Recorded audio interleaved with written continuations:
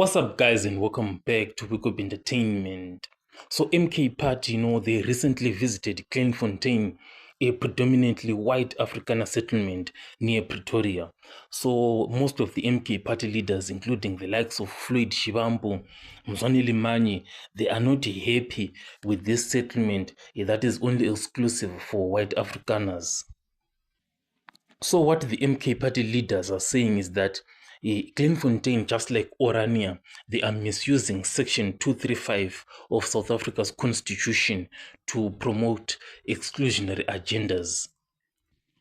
So to address this issue of Kleinfontein and Orania, MK Party is planning to introduce a legislative bill to clarify, the constitutional right to self-determination and argue that communities like Kleinfontein and Orania are misusing this right, to sort of like bring back apartheid. So is MK Party like justified in their view that these guys are abusing that and they shouldn't be doing that, because they are looking at this from like a national unity priority?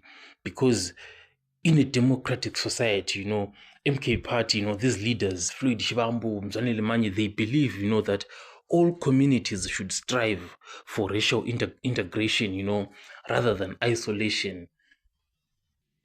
But these guys, from Kleinfontein, they are seeing this as like a voluntary association, and they are saying that we are choosing to live in these areas, we are not harming anyone or excluding anyone forcibly, and they see this as like a peaceful cultural preservation.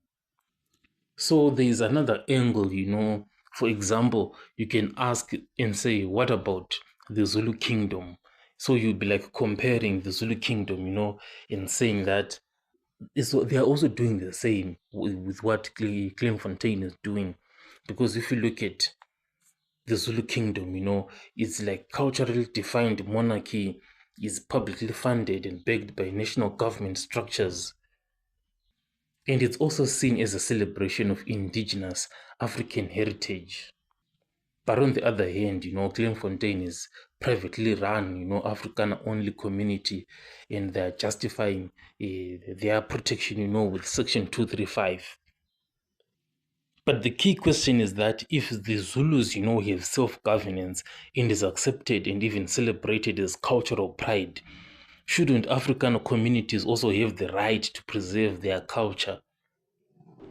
So the question is that, is cultural autonomy only acceptable when it's inclusive? So it's really a debate, that is really going on, comparing Kleinfontein to the Zulu kingdom, and there being like a justification for the Zulu kingdom that does not apply to Kleinfontein.